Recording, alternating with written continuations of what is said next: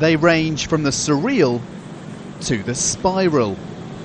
There are 109 sculptures in all, stretching for 2 kilometres along Sydney's Pacific coast. Australia's largest outdoor sculpture exhibition runs for 18 days and will be visited by 500,000 people in all, not one of whom will pay, at least not directly. Sculpture by the Sea's $2 million budget has been met most years by private sponsors. But with the global economic downturn, the money's been drying up. This year, for the first time, substantial public money has been added to the mix. I've sort of joked that putting on a free-to-the-public event of this scale without government funding is like being involved in the export business and being told you can't export to the US or China. That's really how substantial it is for an organisation like ours to have government funding. While most developed countries are slashing public spending, Australia's managed so far to avoid big cuts.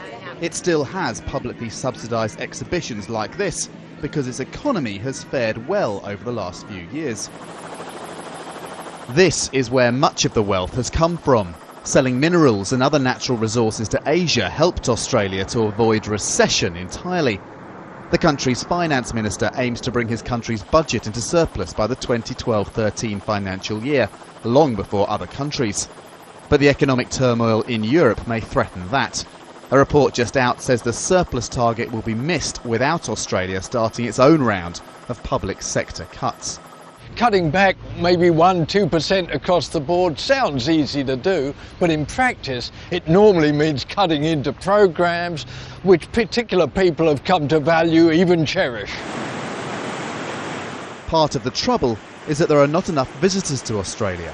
Mining's in good shape, but other export sectors, like tourism, are suffering from a high Australian dollar and a decline in traditional markets.